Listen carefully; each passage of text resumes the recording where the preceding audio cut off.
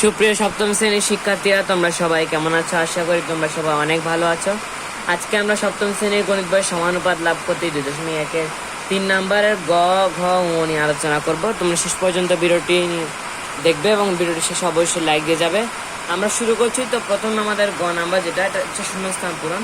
আগের ভিডিওতে ক, খ করেছিলাম, আজকে আমরা গ, ঘ করবো। এখানে যেটা আছে 2.5 অনুপাত 5.0 অনুপাত 7 এখানে একটা খালি ঘর আছে। আমরা প্রশ্নটা লিখে নেব। আমরা কিন্তু মান লিখে নিয়েছি। এখন আমাদের যে কাজটা করতে হবে, আমাদের আগে প্রথম রাশি তৃতীয় রাশি কত আমাদের এটা লিখে নিতে হবে। আমাদের কিন্তু মান কিন্তু লেখা শেষে এখানে কিন্তু আমাদের একটা মিসিং, সেটা হচ্ছে চতুর্থ রাশি। এখন আমাদের কি করতে হবে? সূত্রটা প্রয়োগ করতে হবে। সূত্রটা হচ্ছে, আমরা জানি প্রথম রাশি গুণন চতুর্থ রাশি সমান দ্বিতীয় গুণন তৃতীয়। আমি সংক্ষেপে লিখছি। এখন আমরা কি করবো? আস্তে আস্তে আমরা মানটা বসিয়ে দিব। এটা হচ্ছে 2.5 আর এটা চতুর্থ রাশি থাকুক, আর এটা হচ্ছে 5.0 আর এটা হচ্ছে 7। তো এখন আমরা কি করব? এটাকে পক্ষান্তর করে নিয়ে আসবো, যেহেতু আমাদের চতুর্থ রাশি একটা মিসিং আছে। তো বা চতুর্থ রাশি সমান, এখানে একটা আমরা ভগ্নাংশ করব। ভগ্নাংশ করে 5.0 গুণন 7 এই সংখ্যাটা আমরা নিয়ে যাব, আর 2.5 এই সংখ্যাটা কি করব? এখানে রাখবো। এখন আমাদের এমন একটা কাজ করতে হবে, সেটা হচ্ছে আমাদের কিন্তু কি করতে হবে, এখানে দশমিক যেগুলো আছে এগুলো আমাদের উঠিয়ে ফেলতে হবে। কিভাবে আমি দেখা দিচ্ছি। তো এভাবে 50 গুণন 7 আর হচ্ছে 25। ওকে, এখন আমরা কাটাকাটি করতে পারবো। 25 একে 25, 25 দুগুণা 50। তো এখানে 7 দুগুণা হচ্ছে 14। আমাদের চতুর্থ রাশি, সুতরাং নির্ণেয় চতুর্থ রাশি 14। ওকে, পরের প্রশ্ন চলে যাবো আমরা। তো ঘ নাম্বার যেটা বলেছে 3/1 অনুপাত 5/1 অনুপাত, এখানে খালি ঘর আছে 10/7। এটা আমরা কি করব? লিখে নিব। এখন এখানে কিন্তু আমাদের ইয়াগুলো কিন্তু লিখে নিয়েছি। এখন আমাদের সূত্র কিন্তু প্রয়োগ করতে হবে। আমরা যদি একটু খেয়াল করে দেখি তাহলে বুঝতে পারবো এখানে কিন্তু তৃতীয় রাশি কিন্তু মিসিং আছে। এখন আমরা সূত্রটা লিখবো। তো সূত্রটা হচ্ছে, প্রথম রাশি সমান চতুর্থ রাশি সমান দ্বিতীয় গুণন তৃতীয়। এটাই তো সূত্র। এরপরে আমরা কি করব? মানগুলো আগের মতো করে বসিয়ে দিব। প্রথম রাশি 3/1, তারপর হচ্ছে এটা 1/5 সমান, এটা হচ্ছে এটা হবে 7/10, এটা হচ্ছে 1/5 আর এটা তৃতীয়।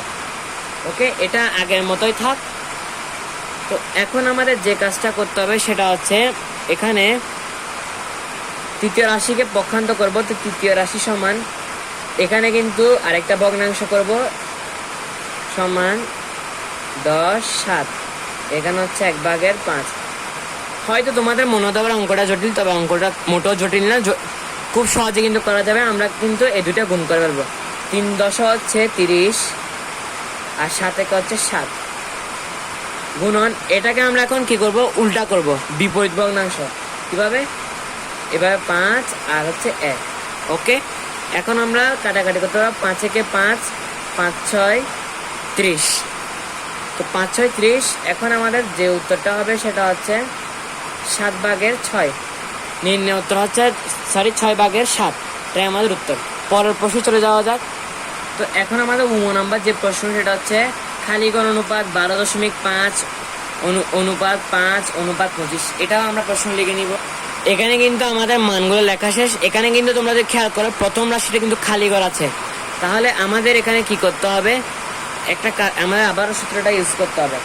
তো প্রথম গুণন চতুর্থ সমান দ্বিতীয় গুণন তৃতীয়। ওকে, এখন আমরা মানগুলো যদি একটু বসিয়ে দিই, প্রথম আর এখানে হচ্ছে চতুর্থ 25 তারপরে এখানে হচ্ছে 12.5 আর এখানে হচ্ছে 5। ওকে, এখন আমরা কি করব, এটাকে আমরা পক্ষান্তরে নিয়ে যাব। পক্ষান্তর যদি করতে যাই তাহলে এখানে 12.5 আর এখানে 5, এখানে কিন্তু 25। এখন এখানেও কিন্তু আমরা সেম কি উঠিয়ে দিতে পারি, দশমিক উঠে দিতে পারে।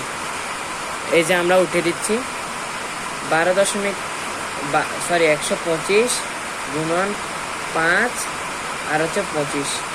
এখানে হচ্ছে 5 5 25 আর এখানে 5 আর 125 আমরা যদি ভাগ করি 125 ভাগ 5 সমান এখানে হয় 25। তো আমাদের এখানে উত্তরটা যদি বলতে যাই তাহলে হবে 25। ওকে, তো আমাদের নির্ণয় প্রথম রাশিটা হচ্ছে 25।